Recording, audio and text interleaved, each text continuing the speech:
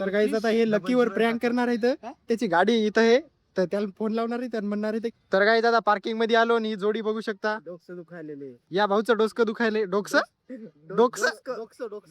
हे बघा ते आण्यालाच बोलवायलाय. इकडून उडी मारून ये म्हणते. तर नमस्कार मंडळी, स्वागत आहे तुमचं नवीन ब्लॉग मध्ये. तर गाईज आज आहे आपला कॉलेजचा तिसरा दिवस आणि आता चाललो बघा कॉलेजवर. तर गाईज आता पार्किंग मध्ये आलो आणि ही जोडी बघू शकता. डोकं दुखायलेले या भाऊचं डोसकं दुखायले. डोकसं भाऊचं डोकसं दुखायले.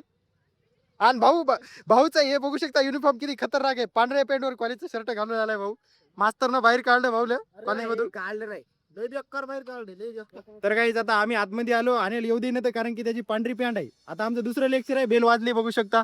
हे बघा ते आण्यालाच बोलवायलाय. इकडून उडी मारून ये म्हणते.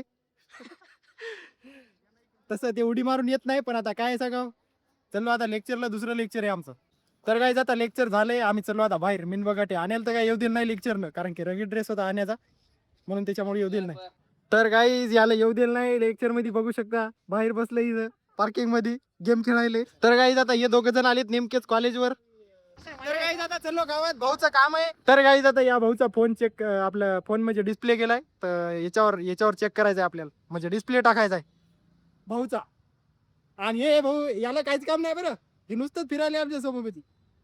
गाईज आता टाकला सुधरवायला मोबाईल. चलो आता चलो लकी पशी. तर गाईज आता हे लकीवर प्रँक करणार आहेत.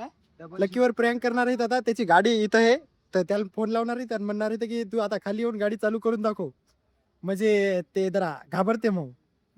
तर काही याला काहीच परिणाम नाही पडला. आणि हे भाऊ इथं टाइमपास करायला नुसता कॉलेजला चल म्हणलं तर येईना. आता बोनाफाईट यायला तर लवकर ते मास्तर देईल तरी बोनाफाईट. भाऊ इथंच उभा राहिला नुसता. तर काही आता आलो परत कॉलेजवर, आणि भाऊची आता याची बोनाफाईट घ्यायची.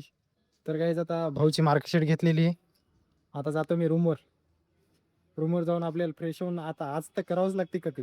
तर काही आता हे चालले तर रूमवर, म्हणजे घरी यायच्या घरी चालले. ते एक तिकडं प्लॅटिनावर घडी. या भाऊना काल 350ची कवर टाकली गाडीला, सीट कवर. आता चालले ते दोघं. आता मी बी जातो रूमवर. तर गाईज हे गाडी मला घरी जाऊ दे ना. आता आलो इकडं पेट्रोल पंपावर, तिथं पेट्रोल टाकायचं गाडीमध्ये. तर गाईज आता आलो रूमवर बघा. आता होतो फ्रेश, त्याच्यानंतर जायचं आपल्या टायपिंगला. तर गाईज आता रूमवरून फ्रेश होऊन चाललो बघा टायपिंगला. गाईज आता टायपिंग वगैरे झालेली आहे. आता चलो ग्राउंडला. तिथं आलाय आपला आजू भाई. आज दिवसभर गायब होता, आज दिवसभर गावाकडेच होता, नेमकाच आलाय ग्राउंडला आहे. तर चलो आता त्याला भेटायला. गाईज हे दोघं जण भेटायला आले. भाऊ ना का आज बाजार आणलाय, आणि भाऊ बिना चपलाचा हिंडायला इकडं. काय काय बाजार आणला भाऊ? भाऊन संभार गिंबार आणलाय, काकडी माकडी अद्रक मिरची. भाऊ आता मस्त स्वयंपाक बनवणार आहे. गाईज आता आपल्या आजू भाईच्या रूमवर आलो. आपला सत्यपाल भाऊ लय दिवसाच्या बाद आलाय. कॉलेजला काही ना, कॉलेजला कोण येईना, उद्या येतो का? बरोबर. तर गाईज आता इथं खिचडी बनवणं चालू आहे. आपला आजू भाऊ खिचडी बनवायला मस्त इकडं सगळे तयार केले मसाले वगैरे. तर गाईज आता खिचडी वगैरे सगळी बनवली, भाऊने बी बनवू लागली. आता बघू शकता इकडं मस्त लगे वातावरण किती खतरनाक झालंय. सगळं म्हणजे आभाळ गिबाळ सगळं गेलं आता आलेलं.